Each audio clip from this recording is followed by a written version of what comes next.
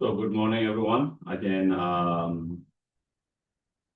we'll start like yesterday with a short breathing meditation, followed by generating good intention for being here.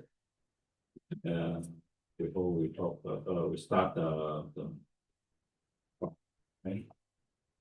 Can you hear at the back? Yes, Yeah. I can all be fine.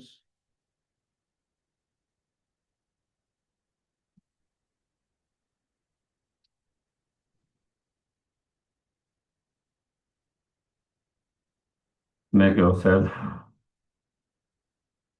comfortable, relax.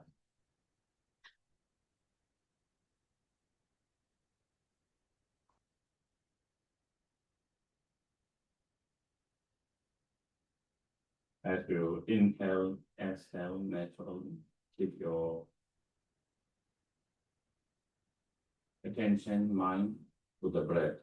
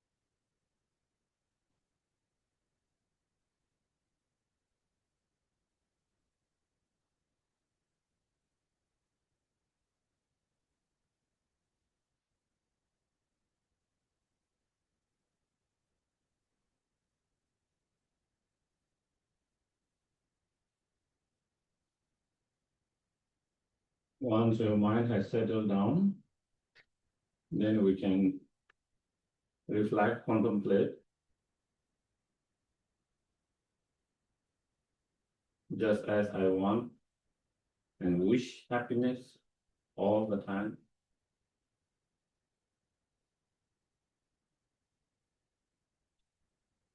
And do not wish suffering even for a moment.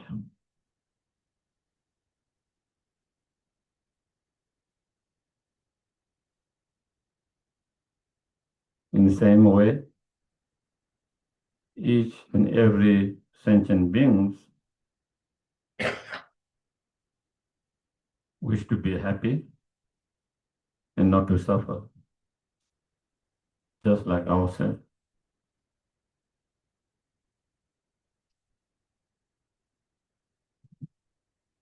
We all are same, equal on that fundamental level.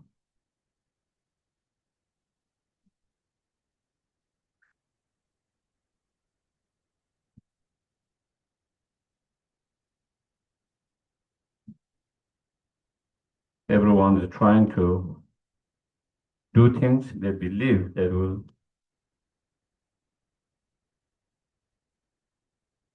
give them happiness.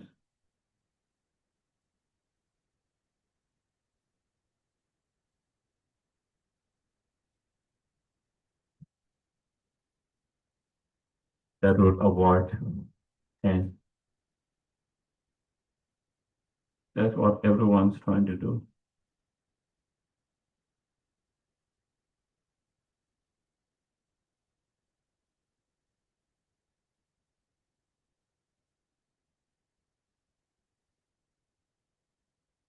Even those whom we have problem, dislike, conflict,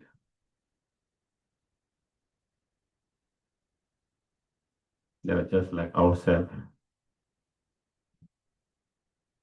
trying to avoid what they believe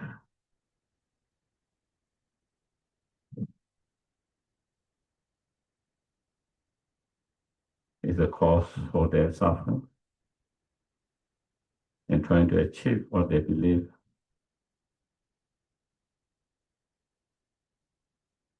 to be cause of happiness.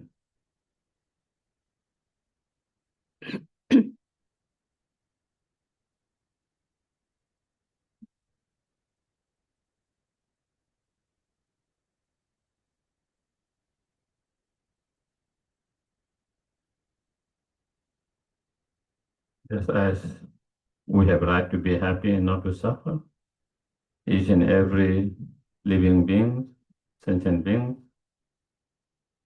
including those whom we have conflict, they also have equally right to be happy and not to suffer, just like ourselves.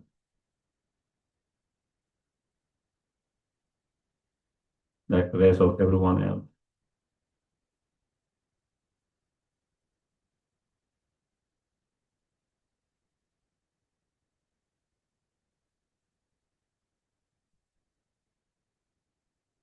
And they should be happy, not to suffer. The less they are happy, the more they suffer, the more harm they does to others.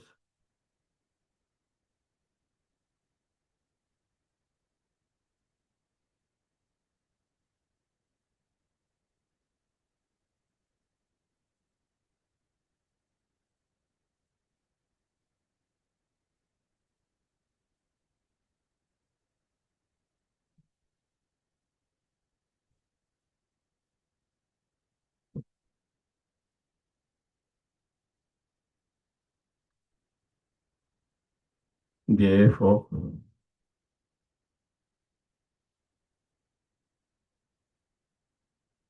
it will be wonderful, meaningful, if I could help and contribute towards reducing and relieving the suffering of all sentient beings permanently.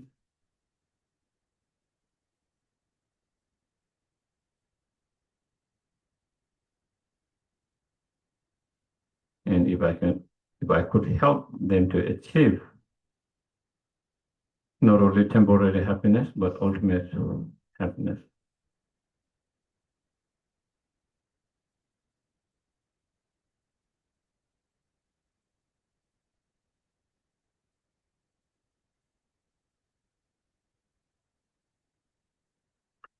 And in order to help them to free from all the suffering and cause of suffering, and lead them to ultimate happiness. I must achieve fully awakened state.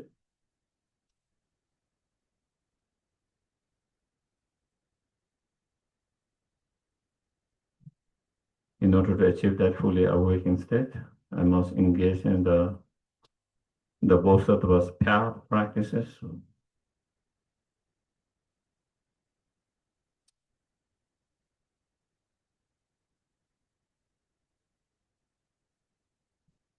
Therefore, I'm going to listen to the talk, engage in discussion, engage in a practice, and so forth.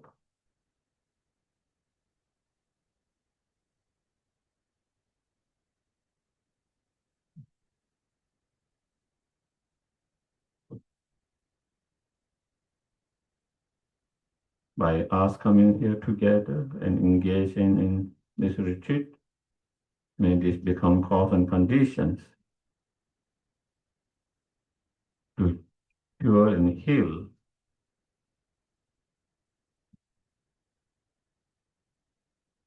physical, emotional pain of others and oneself,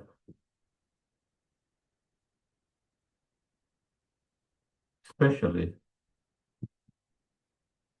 to heal all the afflictive emotions, all the obscuration of oneself and all sentient beings.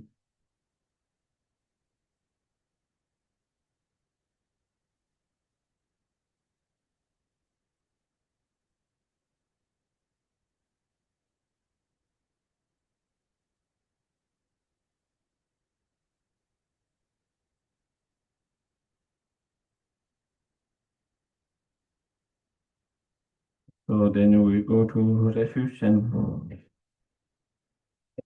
bodhicitta. That's number 8.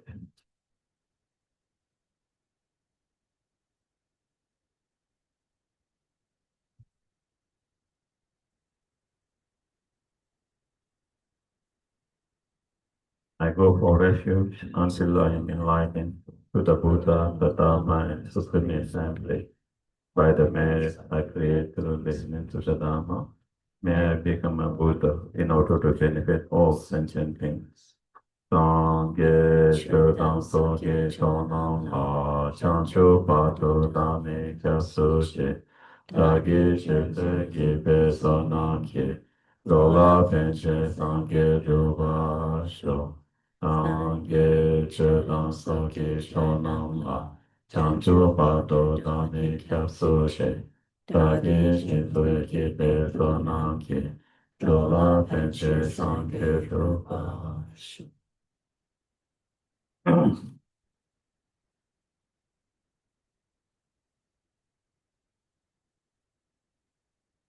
So in order to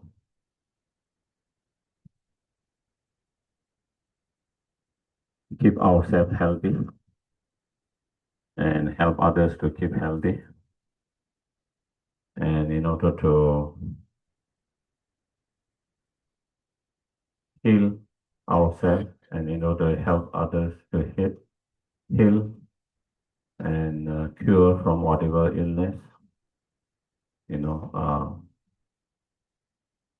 try to, by relying on the medicine Buddha, we try to engage in the practice. While engaging in the practice, the meditation, at the same time also taking care of other conditions, other external conditions that help us to be healthy, that help us to cure from our illness, and to help others to do that. So combining the spiritual practice, such as medicine Buddha, by relying on medicine Buddha and engage in such practice on spiritual level, at the same time, on external level, trying to do everything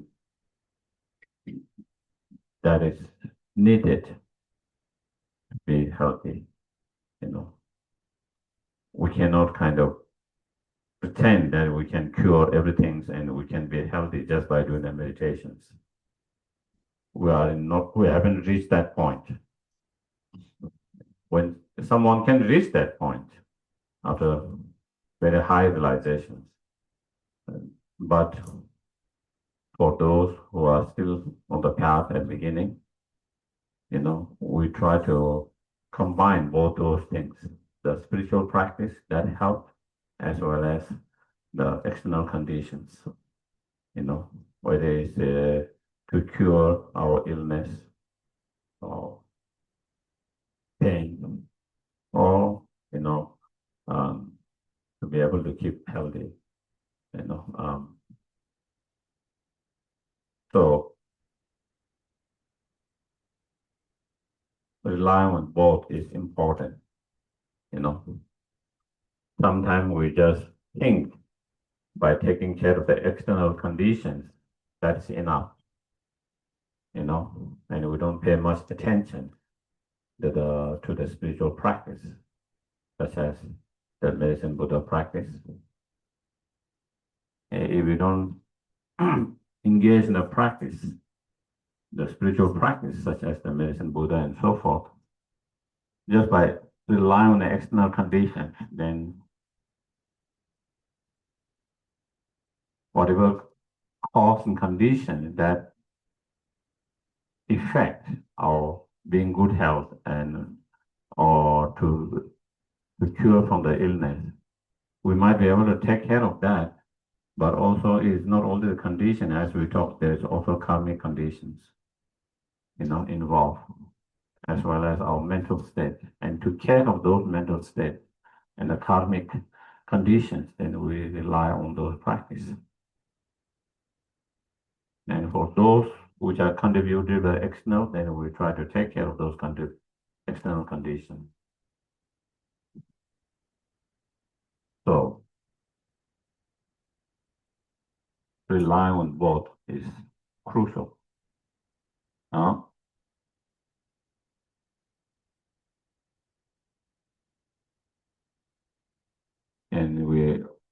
okay.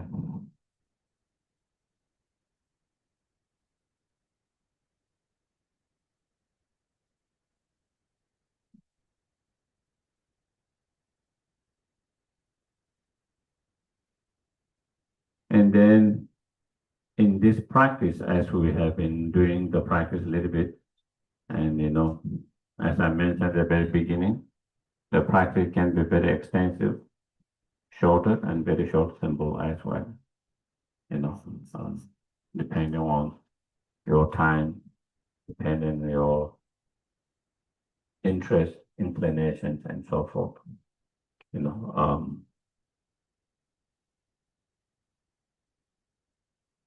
And that slightly different way of doing it, and a student day before yesterday, we try to do slightly two different way of doing it, but again,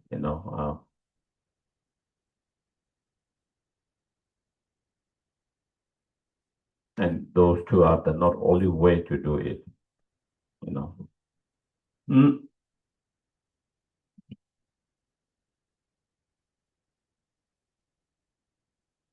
So in such practice, of course, there's a preliminary practice at the very beginning, such as the refuge, bodhicitta, or immeasurable, seven limb practice, and then mandala, and then in terms of the actual practice, visualization of the actual medicine Buddha, and then recitation of the mantras, and visualization and other practices that's related while you are reciting the mantras.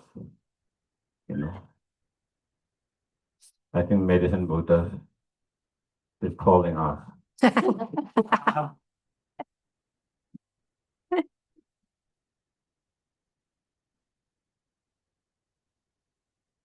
Are you talking about me?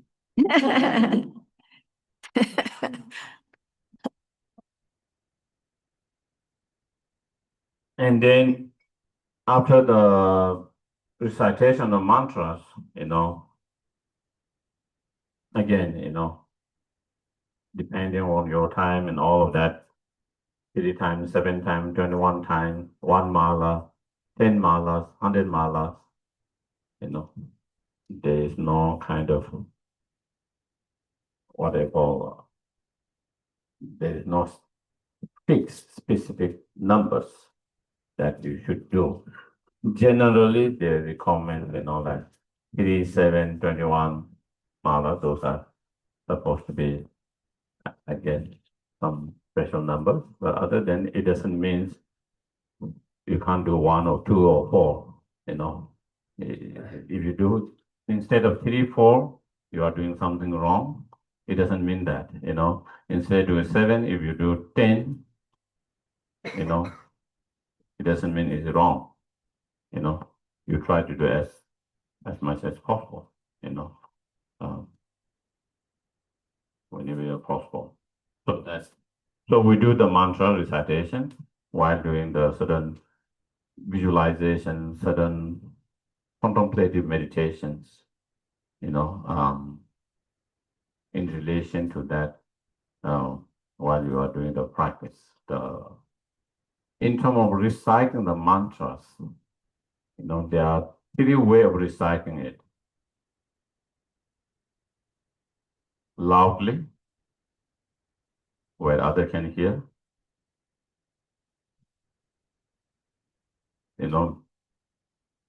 much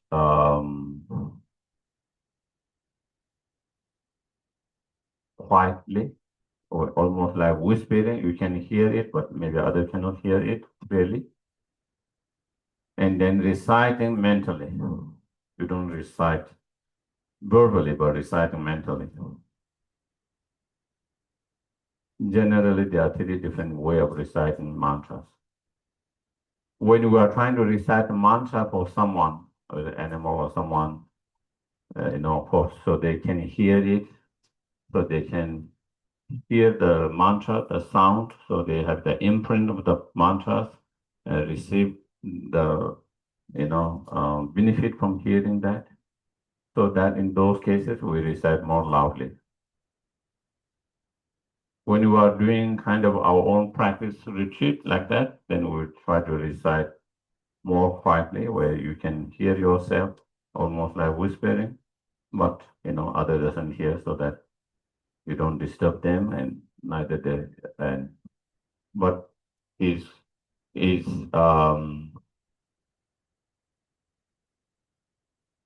is loud enough for you to hear it, almost like whispering what you are reciting.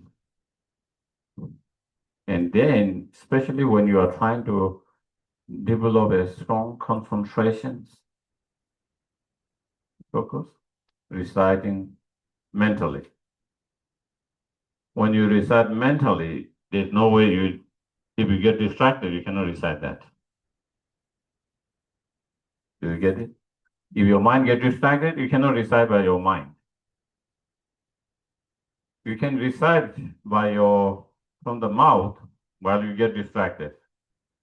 You can say Om Mani Padme Hum and your mind is traveling all over the world. Okay?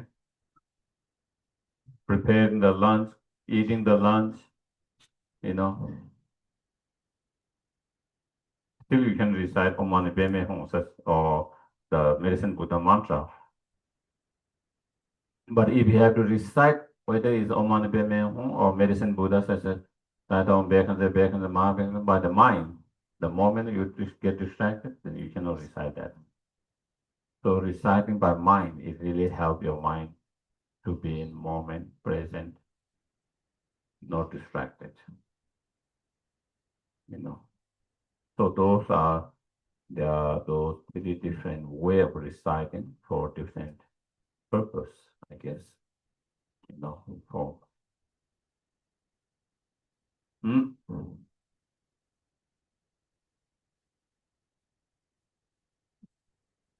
and then yesterday we didn't, or last 2 days we didn't practice and the medicine Buddha mantra, but we didn't kind of went through the meaning of the mantra. And so it's sometimes good to know the meaning of the mantra while you're reciting it. You don't have to think about that all the time while you're reciting it, but it's good to know what the meaning of the mantra and sometimes reminding us while you're reciting what it means so that um,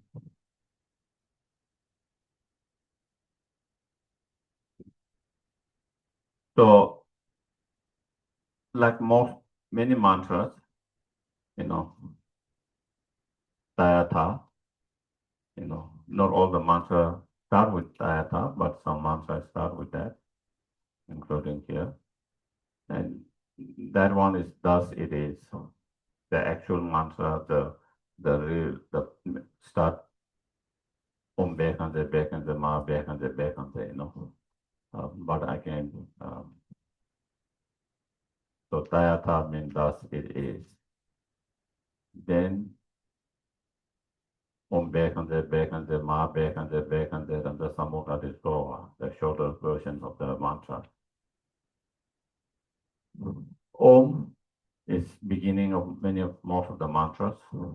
Most of the mantras, it start with Om.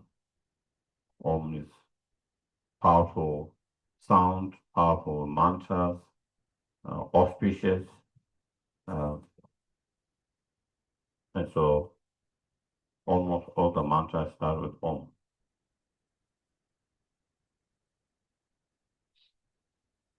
And Om has 3 letters. When you write, whether it's Sanskrit, Tibetan, there's 3 A, O, and Ma. And when those 3 letters are put together, then it makes this sound Om. The syllable Om and with that sound.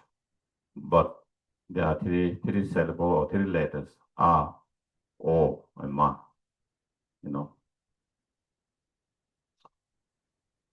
And like, so what it, that symbolize where we want to reach the goal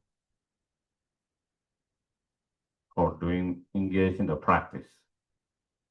Whatever practice, here reciting mantra, engage in the practice. To be able to transform our body, speech, and mind into enlightened body, speech, and mind. So those 3 represent what we want to achieve. Enlightened body, Vasara body, speech, and mind. Enlightened Vasara body, speech, and mind. That's what we want to achieve by engaging in such practice. To be able to transform our impure body into the pure enlightened body, impure speech into the pure enlightened speech, to be able to transform impure mind into pure enlightened mind. So that is the goal that we want to achieve through such practice. Bekhanse, Bekhanse, Ma Bekhanse, Bekhanse. That is the path how to achieve that. How to achieve that Vasara body, speech, and mind.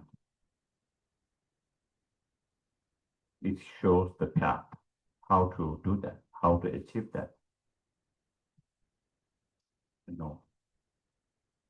How to achieve, yeah. So Bekhanse means healing, healing the pain, healing the suffering, So there's Bekhanse, there's two Bekhanse. So it means healing the pain or suffering and healing the pain. Ma Bekhanse means great healing, the pain. Great healing, the pain. Okay, so that healing pain, great healing of the pain. Ranza means the king, Samugade is ocean of goodness or ocean of, or the source of all the goodness. Samugade Soha, Soha, yeah, that you find in many other mantras, means that path, may it be rooted in your heart. May it be established in your heart. May it be accomplished or rooted or established in your heart. So that is the meaning of that. So when you talk about Bekhanze, healing the pain,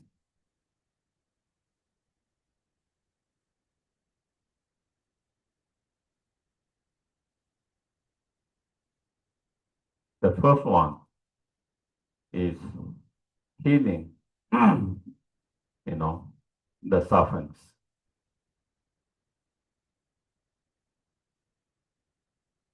Physical pain, such as, when you have illness, whatever physical pain, the discomfort through the illness, emotional pain, illness, basically all the pain, all the suffering, healing that. Second, healing the pain. Second one is then healing the cause of those pain. That means those afflictive emotions, contaminated karma or actions, and the afflictive emotions.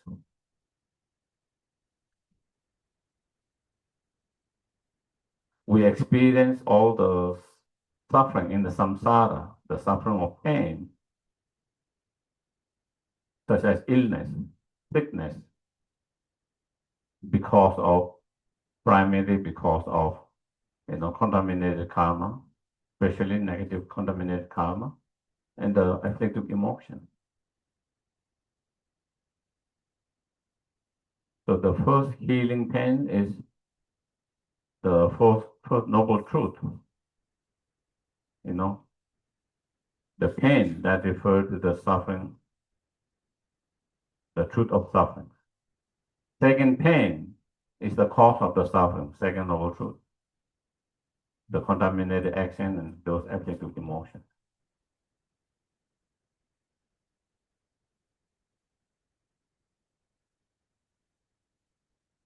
And the way to heal the pain is by cultivating,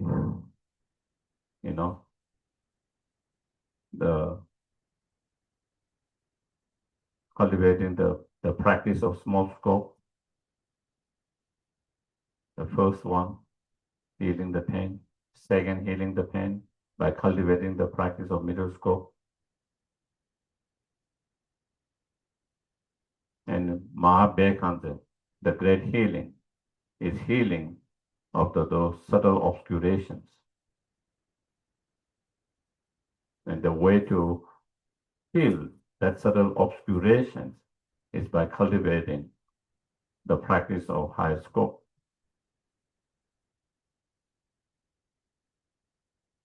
In other words,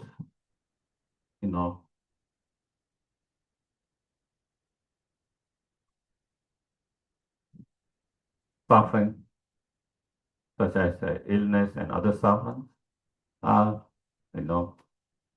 result and manifestations of the attachment. Attachment.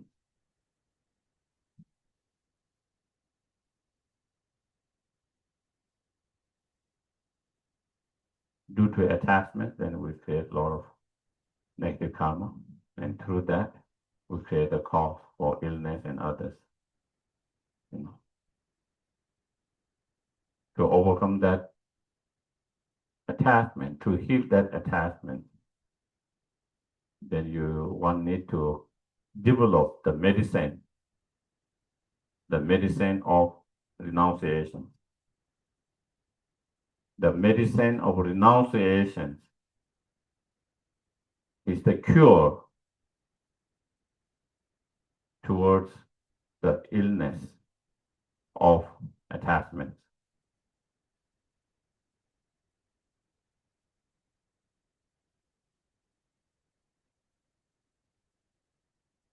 that is the ultimate medicine to cure the attachment, the pure renunciation, non-attachment. The medicine that cures the second pain or the illness of contaminated karma and afflictive emotions is the wisdom. The wisdom is the medicine that can heal, that can cure the illness of contaminated actions and the afflictive emotion.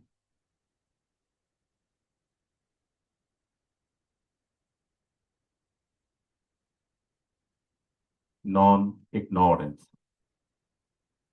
Because all these afflictive emotions, which are very rooted in the ignorance, the way to cure that ignorance, the way to, heal that ignorance, the way to get rid of that ignorance and all the branches of delusion that arise from that root is by cultivating the wisdom of non-ignorance. Mahabekante, the illness of subtle obscurations that obscure from becoming fully awakened,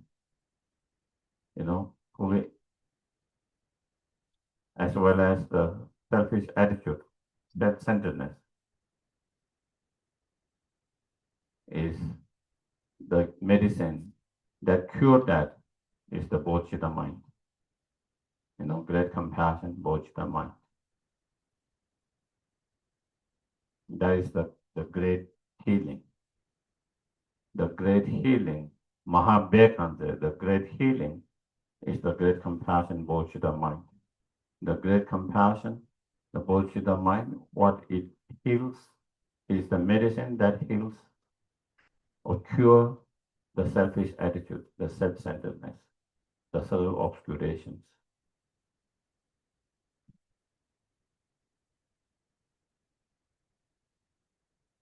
It's due to that selfish attitude, the self-centeredness, that we suffer now. And due to that, we create negative karma. We harm others, hurt others. By that, we create negative karma. As a result of such negative karma, we experience illness and other forms of pain and suffering.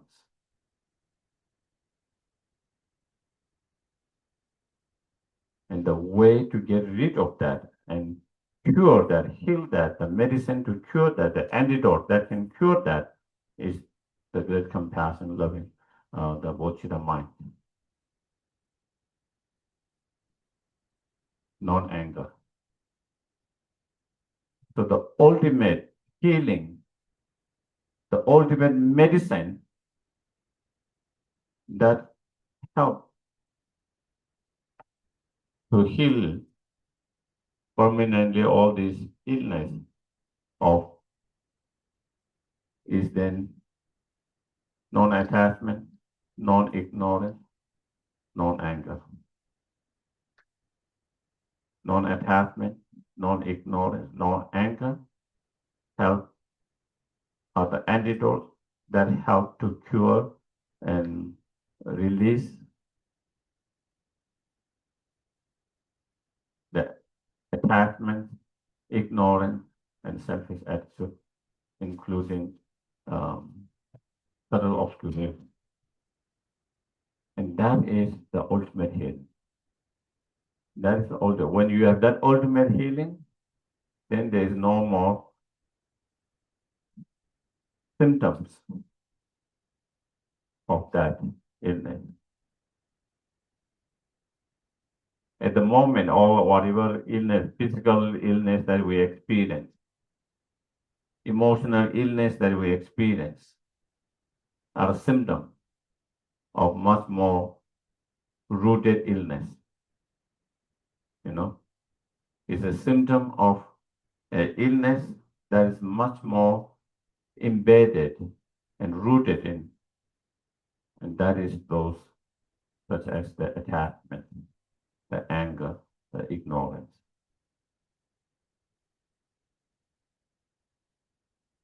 As long as we have that, we will continue to experience illness again and again and again.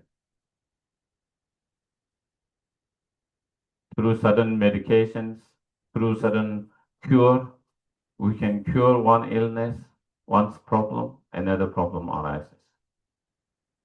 Another illness arises. Again, we take cure medicine that and it fixes one problem temporarily, another problem arises. You know. So as long as we are not free from the root of those illness, those three afflictive emotions, there's no permanent way out from the illness. There's only temporary relief, you know, only temporary relief. Temporary relief,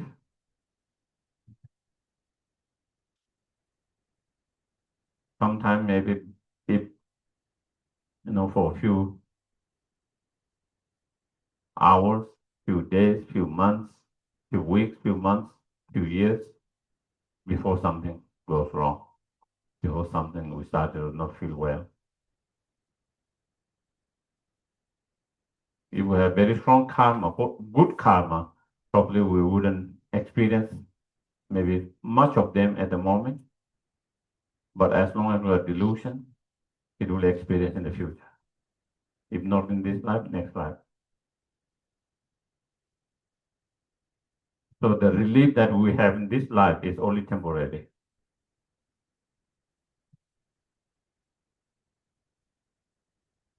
But once we are able to get rid of those afflictive emotions, then, from next, there's no more of that. There's no more. It's permanent relief. It's permanent relief. Therefore,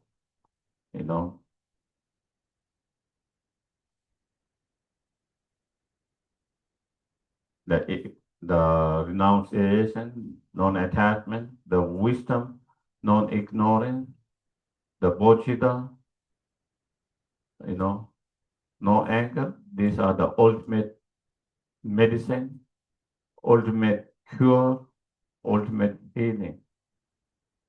That cure and heal the very root of all the illness, all the suffering.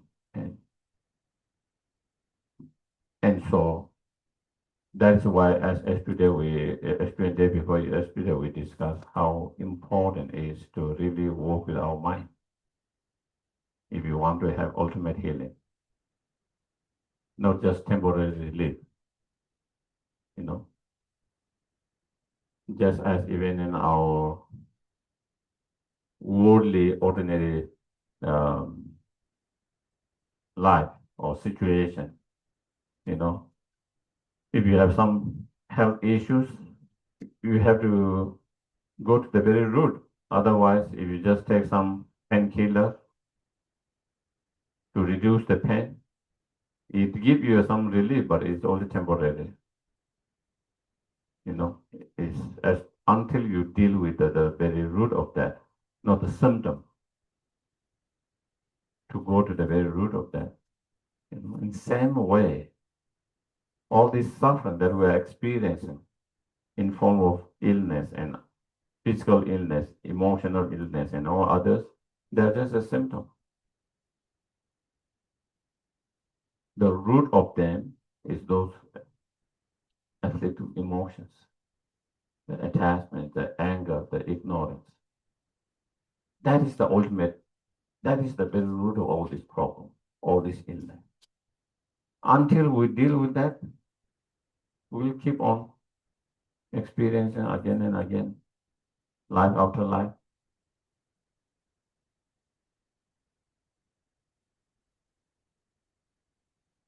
So when we recite the mantras and when we engage such practice, we are not only trying to relieve just the symptom, but we want to relieve the very root of those symptoms, very root of all these problems, the root of all this suffering, the root of all this pain, the root of all this illness. So each time we recite the mantra, we remind ourselves of that.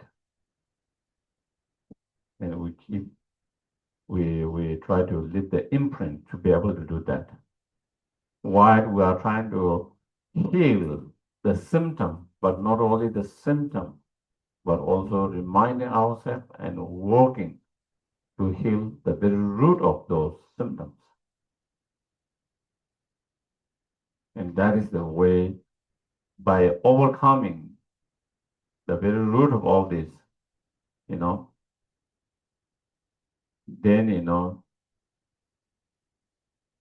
you achieve the fully awakened state, which is the Tamogade, which becomes the source of all the goodness, all the good qualities, the ocean of all the good qualities, source of all the good qualities, become the ocean of healing energy, become the source of healing energy, to be able to heal and cure temporarily, ultimately, to be able to cure not only the symptom, but also the root of that. So one becomes the source or the ocean of all these qualities.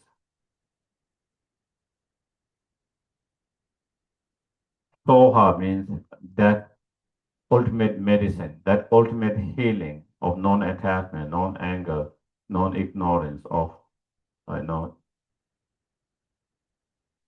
renunciation, wisdom, and bodhicitta mind. May all this be rooted in my mind.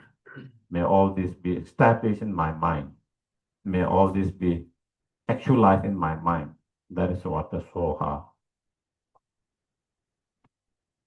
So with that mantra, is not just a sound and syllable, but it shows the whole path,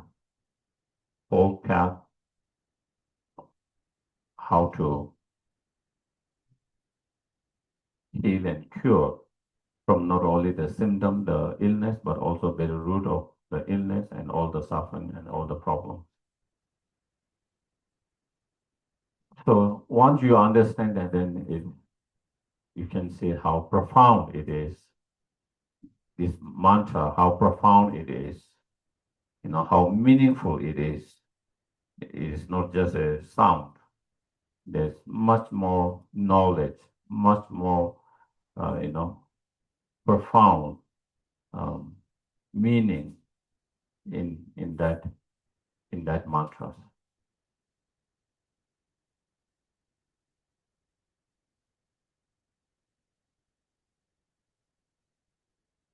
Through such recitation and the practice meditation, then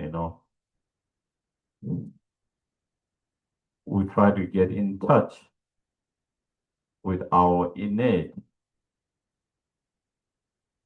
healing powers, healing energies. We all have healing energies, which has not fully been accessed, and not being fully developed or accessed.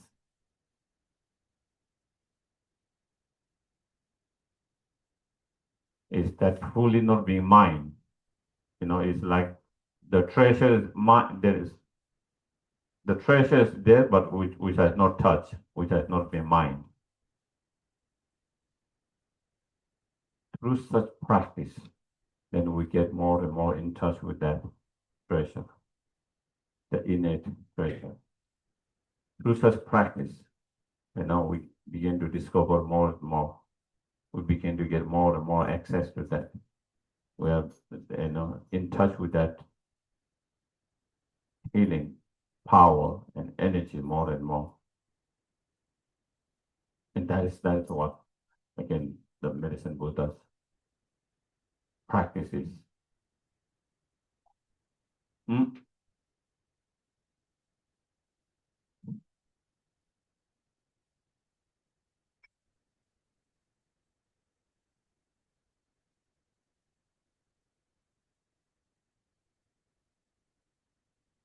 So that is the meaning of the medicine Buddha. We already talked a little bit of benefit of the reciting, eating, all of that yesterday. And then at the end of the practice yesterday, and also day before, we did visualizing, imagining at the end, the lotus. We try to visualize the lotus and the moon dissolve into the medicine Buddha dissolved into the light, and light dissolved into oneself. Then imagining, visualizing, thinking that your body, the Guru's body, the Buddha's body become one inseparable. Your speech, Buddha's speech, Guru's speech become one inseparable. Your mind, Guru's mind, Buddha's mind become one inseparable. So that's what we, as part of this training, we do that. And if you see most of the daily sadhanas, daily practice, we try to do that. And then it's training your mind,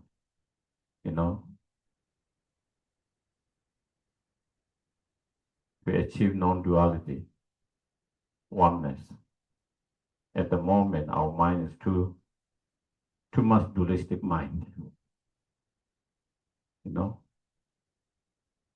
Always too much puzzle of too much dualistic mind. Here is me, who is, not good person, not good practitioners, not good father, mother, not good children, not good husband, wife, all this. And then here is the Buddha, who's absolutely perfect, everything. Do you get it? Such a dualistic view, Here I'm full of imperfections, all the mistake, the horrible person. And with that, self-pity, self-loathing, self-hatred,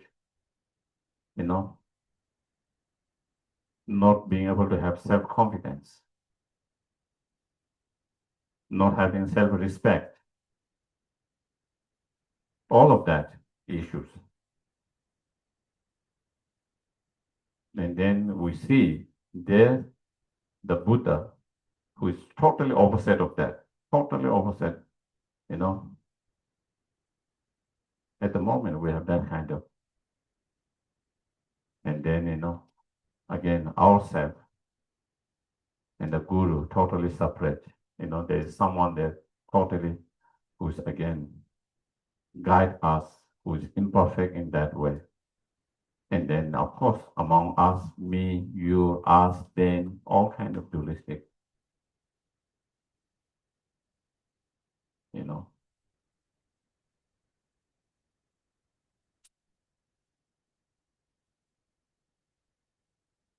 I am man, you are women, I am monks, you are lay practitioners,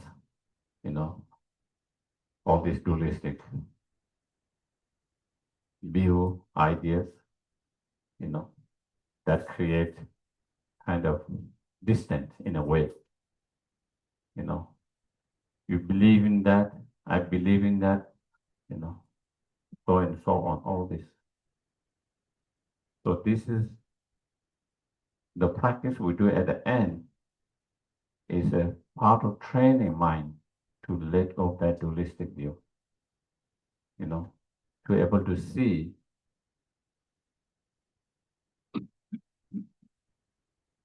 there's no separation between your mind and Guru's mind.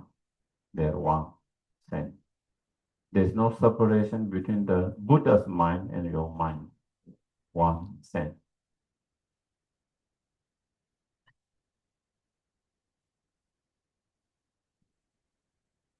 And there's a basis. It's not like you are visualizing something which is impossible. This cup, It's not living beings. It can never become a fully awakened one. So not visualizing this one as a fully awakened one. Okay? Because we do have the potential. We all have the potential to become same like Buddha himself, same like the Guru. The potential is there.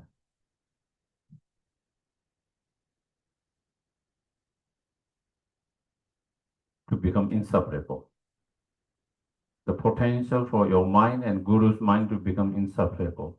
The potential for your mind and the Buddha's mind to be inseparable is there. Because if you go on fundamental level, the nature of your fundamental level, the fundamental nature of your mind, Buddha's mind, Guru's mind, there's no difference at all.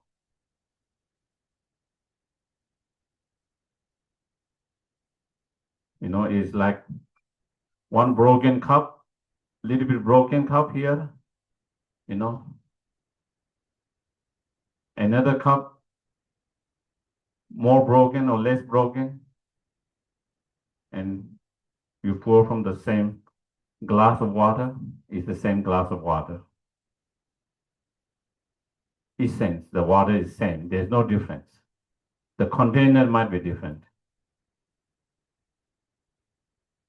The container, the cup might be different. One is not broken, one is a little broken, one is very broken. Do you get it? But in essence, the water, there's absolutely no difference. It's the same water. That is when it comes to fundamental nature of the mind. There's absolutely no difference between your fundamental nature of mind, the fundamental nature of the Gurus, the fundamental nature of the Buddha's mind. There's absolutely no difference. Absolutely same nature.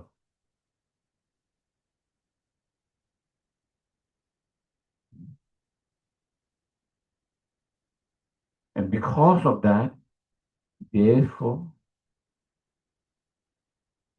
on that fundamental level, absolutely there's no difference. It's inseparable. It's one.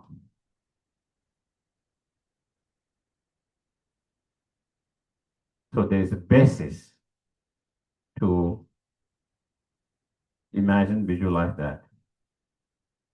The only things our mind is at the moment covered by the, you know, the blankets of obscurations, and Buddha's mind is free from those obscurations, blanket of the obscurations. Or the skin, you know. Buddha's mind is all the skin has been filled up. Our did not have been filled up. So you have to fill up the skin, take the blankets of obscurations to experience, to discover that true nature of your mind. But in essence, in nature, there's no difference in that one. And when you see that, when you are able to feel that, then you don't feel self-pity and this all negative feeling we have at the moment, you know, how horrible I'm incapable, I am full of this and that, you know, I'm not good enough, all of that would be less when you really see the true nature of your mind, when you recognize the fundamental true nature of your mind, what it is same as the Buddha whom you respect so much, to whom you regard so much.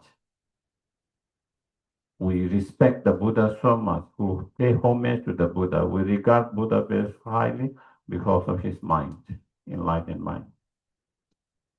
Because of that.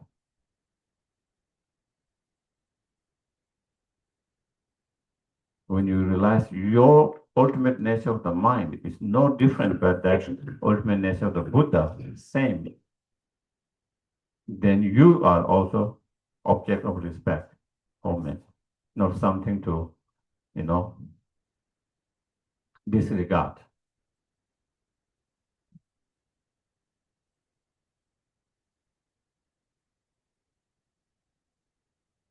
Hmm? So such practice, meditation can be very powerful to overcome such um, negative feelings, negative feeling thought that one has about oneself, the negative image that one has about oneself, you know, it can help. Because by having that negative image of oneself, it doesn't help anyone. It doesn't help you, it doesn't help others. By putting down yourself, it doesn't help yourself, it doesn't help others.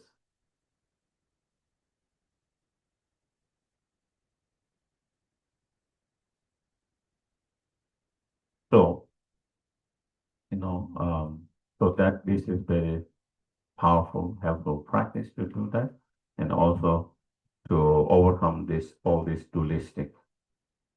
Also at the first day, we visualize yourself as a medicine Buddha and sending all the lights as you recite the mantra and purifying all sentient beings, and then leading them, all of them, to uh, enlightened state of medicine Buddha, and all of them becoming medicine Buddhas.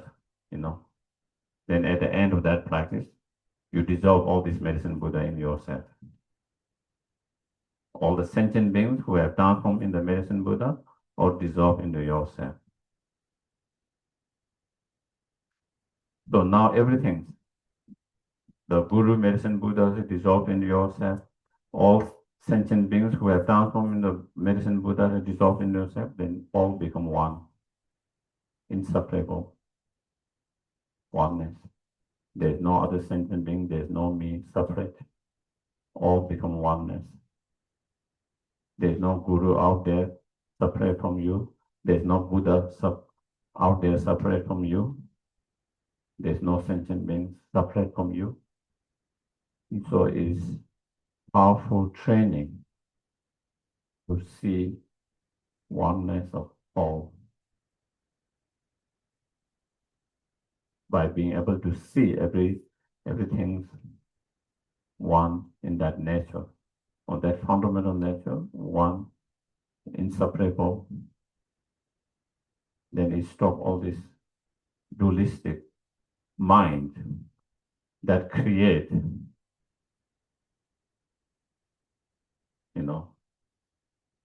all the distance, me, you, us, them, this, that, this, all, and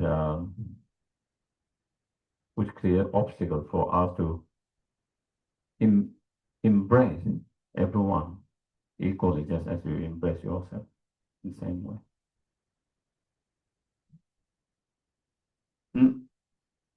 So those are some of the, I think,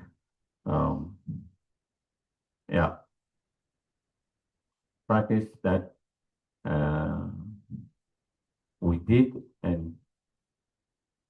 but I think I didn't explain. Okay, as we just did the practice, but I didn't explain why we did those practice. Sometimes you might be wondering, oh, I'm not one same with the Buddha, So what does that mean? Imagine visualizing that way, one, same, inseparable. What does that mean? So that is what it means, and the purpose of that, why we engage such practice, why we train in that.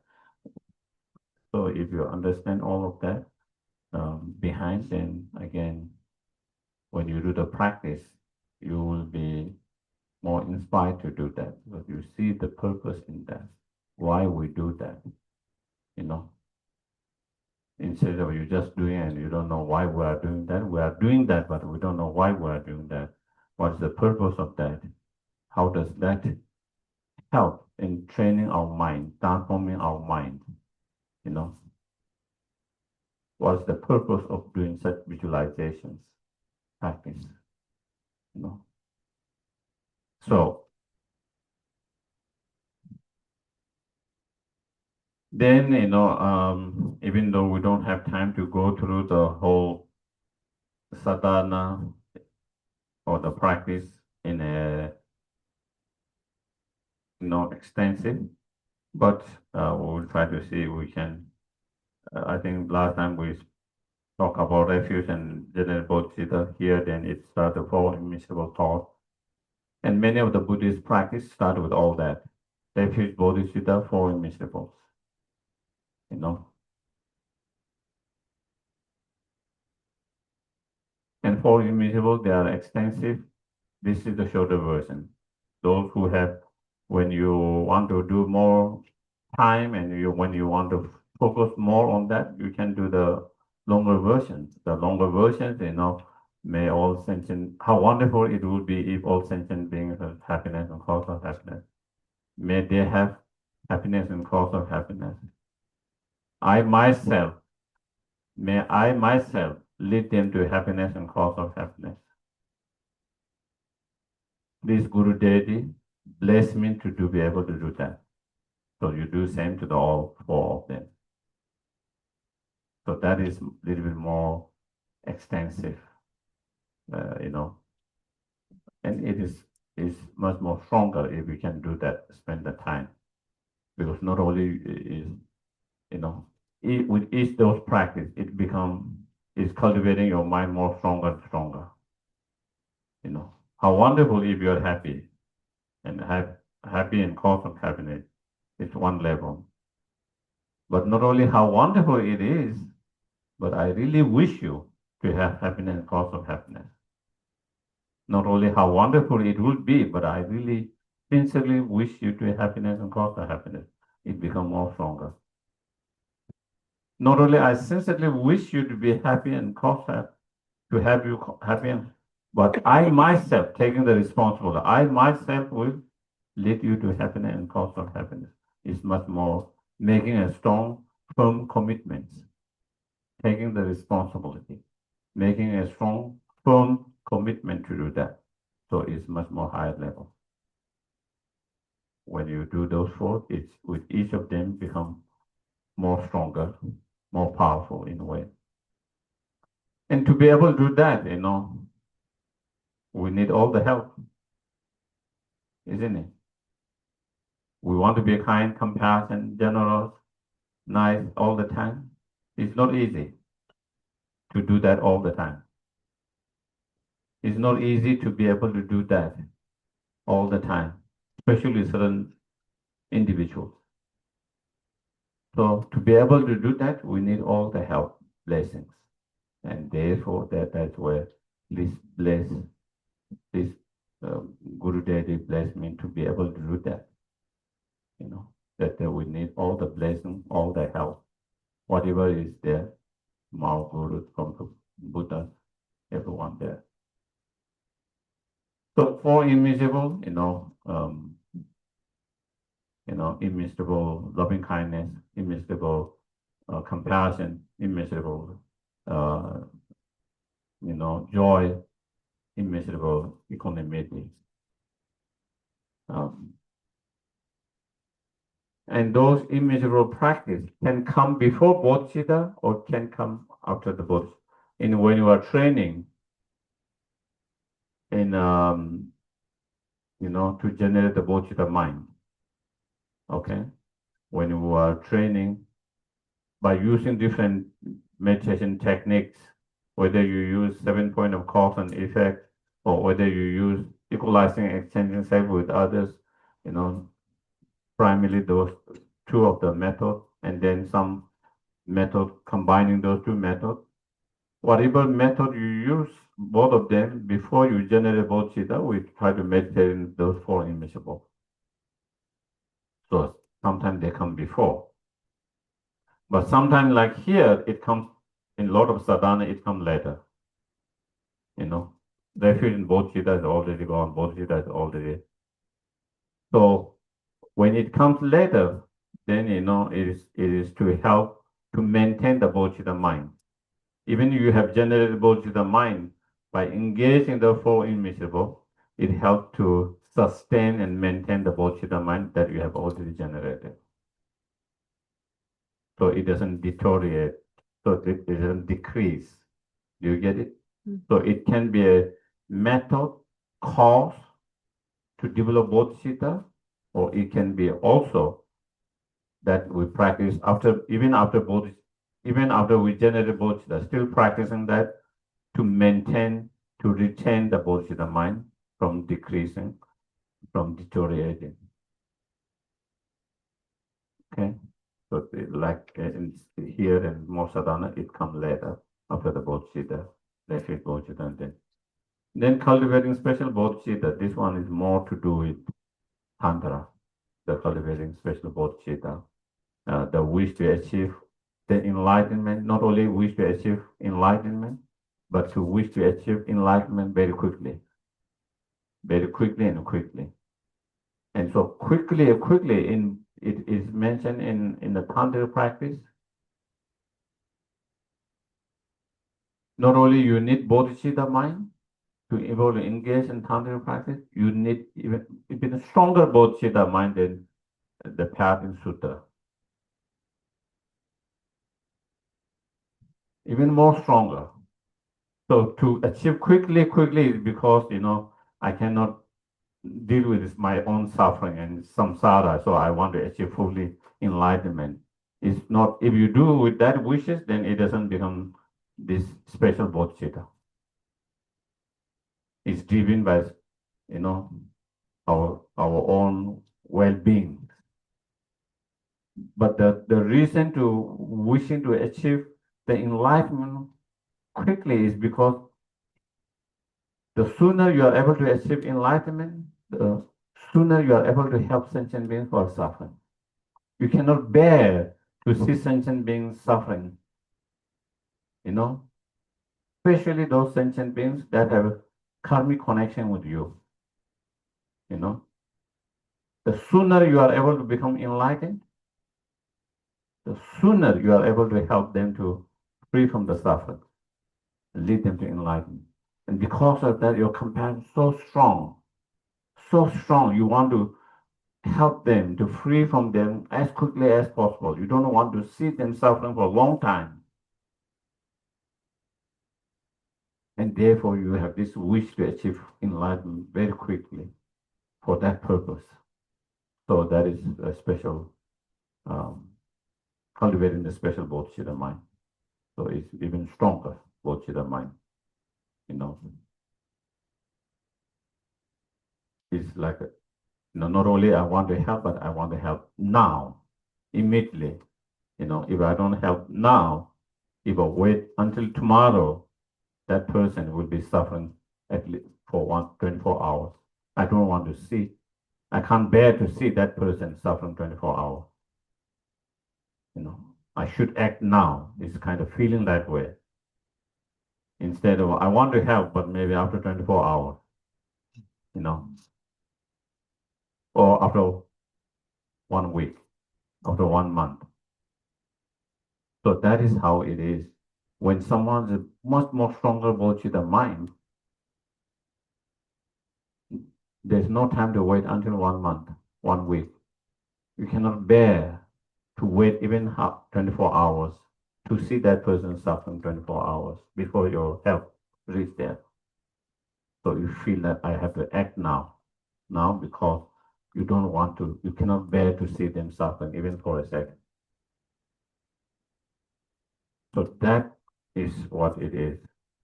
Okay?